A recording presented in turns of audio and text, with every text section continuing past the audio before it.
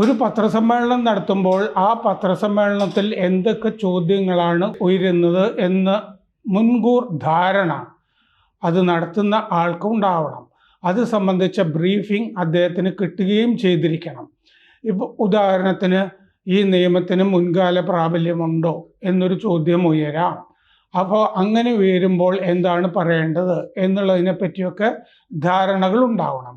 അങ്ങനെ ഒരു ചോദ്യം ഉണ്ടായിക്കഴിഞ്ഞാൽ ഈ വഖഫ് നിയമത്തിൽ 2(1) എന്ന വകുപ്പിനെ പറ്റി പറയാൻ കഴിയും. വഖഫ് നിയമത്തിൽ 2(1) വകുപ്പിൽ ട്രസ്റ്റുകൾ കൈമാറുന്ന ഭൂമിക്ക് ഈ ആ ഭാഗത്ത് മാത്രം അതിന് ഈ നിയമമോ മറ്റു നിയമങ്ങളിലോ ഉള്ള പരിധികളൊന്നും ബാധകമല്ല എന്ന് പറയുന്നുണ്ട്. അത് വകുപ്പ് 2(1) പറയുന്നുണ്ട്.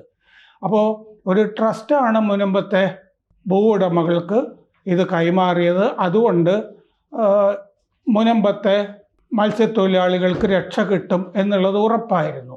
പക്ഷേ പത്രസമ്മേളനത്തിൽ അത് പറഞ്ഞുറപ്പിക്കാൻ കഴിഞ്ഞില്ല. അത് കഴിയാത്തത് കൊണ്ട് ഈ UDFൻ്റെ ആളുകൾക്കും മാർക്സിസ്റ്റുകൾക്കും ഒക്കെ ഉടനെ അതിനെതിരെ രംഗത്ത് വരാൻ കഴിഞ്ഞു.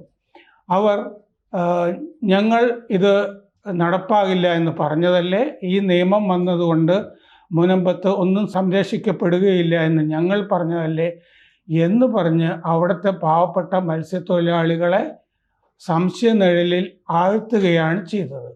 അവരുടെ കൂട്ടത്തിൽ തന്നെ വിരലിലെണ്ണാവുന്നവരെങ്കിലും ആ പ്രചാരണത്തിൽ വിശ്വസിച്ച് പോവുകയും ചെയ്തിട്ടുണ്ട്. ആ പ്രചാരണം വിശ്വസിച്ച് പോയിട്ടുണ്ട്.